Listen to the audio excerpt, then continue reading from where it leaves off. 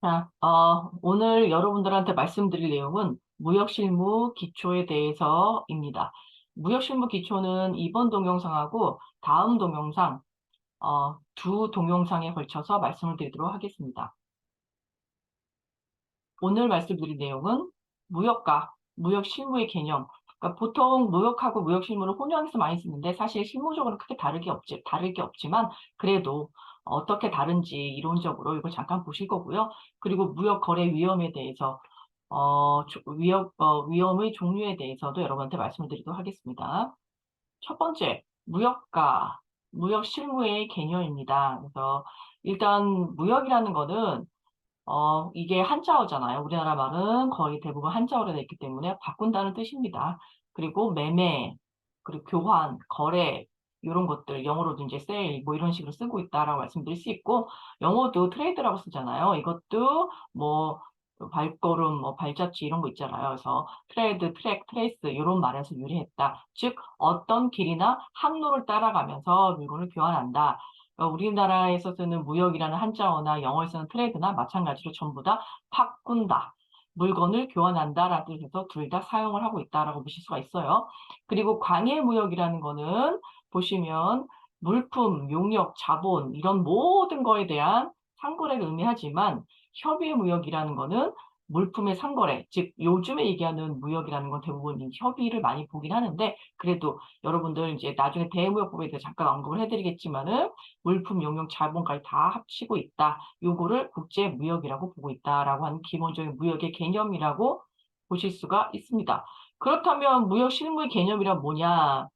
무역 실무는 수출업자와 수입업자가 국제물품 거래를 할 때 따르는 절차와 방식을 의미한다라고 보실 수 있고요.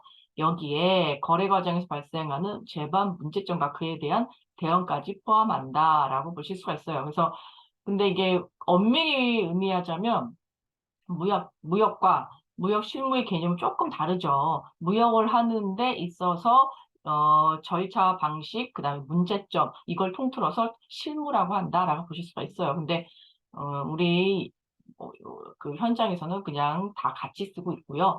그리고 제 채널 이름이 여기 저희 채널 이름이 무역 실무 팁이잖아요. 그게 왜 그렇게 만들었냐면 아무래도 이론보다는 뭘 많이 하겠다? 실무적으로 적용하는 거를 위주로 여러분들이 궁금한 점을 해소해 드린다고 했으니까 그렇게 하기 위해서 무역 실무 팁이라고 이름을 지은 이유도 있다라고 보실 수가 있어요.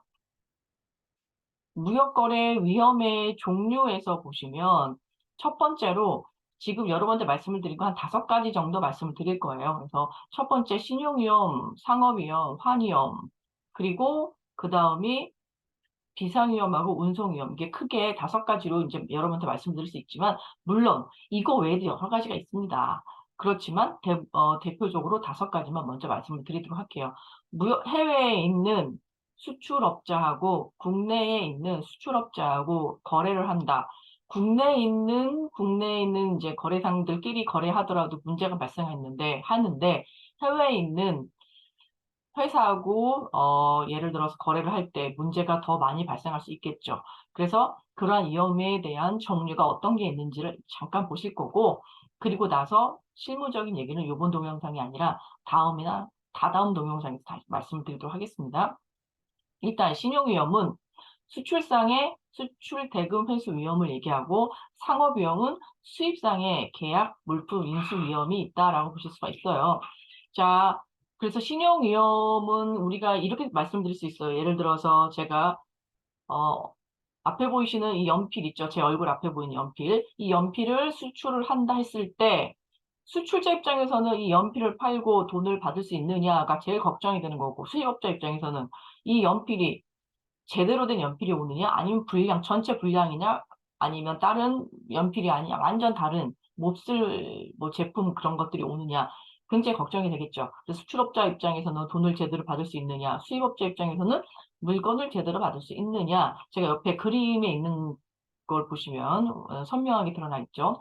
이러한 위험을 신용위험, 상업위험이라고 부른다라고 볼 수가 있고요.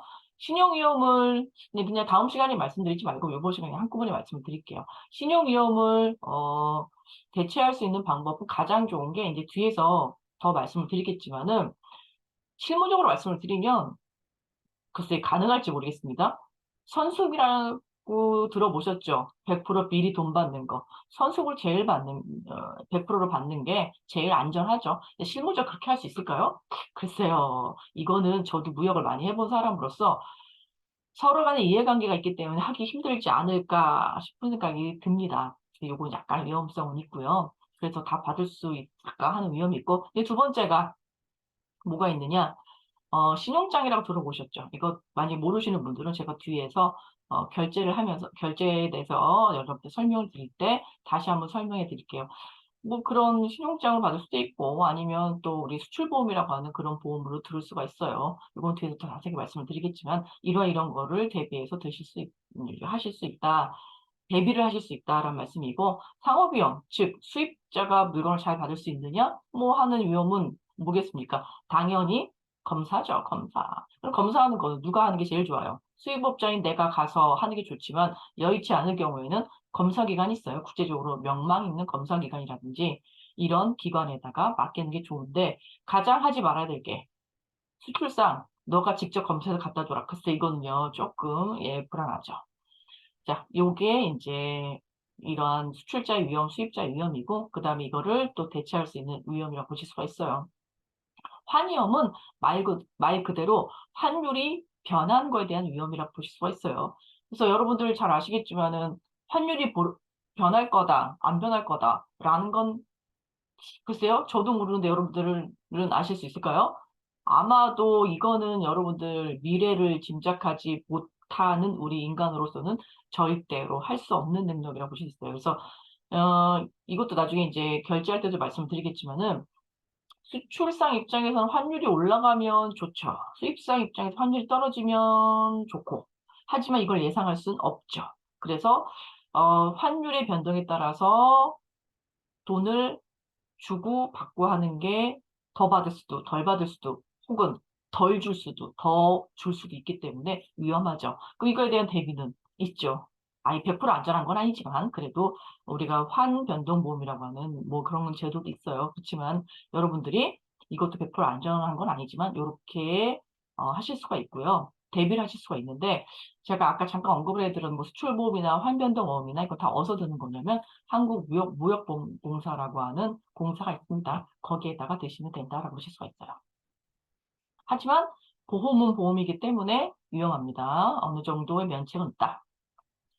자, 그리고 비상위험하고 운송위험이라고 있는데, 비상위험은 여기에 그림에 제가 전쟁이라고 표현한 거예요. 탱크 그림하고 그다음 밑에 있는 건 지진이에요. 뭐 이런 거라든지 수입국의 수입 금지, 수입 제한, 동맹 파업 이런 것들, 즉 불가항력 사유나 대금을 회수 또는 지불할 수 없게 되는 일종의 정치적인 위험 때문에 계약을 이행하기 불가능해지는 위험을 얘기해요. 코로나 때 많이 겪었었어요. 갑자기 셧다운되는 바람에 물건을 실지 못한다든지 아니면 돈 못 받는다든지 이런 것들이 있었어요. 자, 그리고 운송위험은 거래 물품이 운송 중에 해난이나 기타 사고에 의해 물리적으로 손해를 입을 위험이다. 그래서 밑에 사진을 제가 넣었지만은 운송은 아무래도 거의 90%, 97%, 8%는 배로 운송을 해요. 싸니까. 그리고 나서 이제 뭐 비행기로 운송을 하긴 하지만 우리나라 절대 할 수 없는 육상 운송은 제외합니다. 그래서 이것도 나중에 운송할 때 말씀드리겠지만은 운송 도중에 이게 파손될 수 있겠죠. 그럼 이거에 대한 위험에 대해서는 어떻게 또 대비를 할 수 있을까 하는 문제예요. 그래서 우리나라는 사실 삼면이 바다인 반도로 되어 있지만 북한이라고 하는 그 나라가 우리나라를 가로막고 있기 때문에 섬이 아닌 섬이 되어 있어요. 그래서 운송이라고 하면 우리나라 수출할 때는 그 해상 운송하고 항공 운송으로만 하게 되는데, 그러다 보면 아무래도 위험하죠.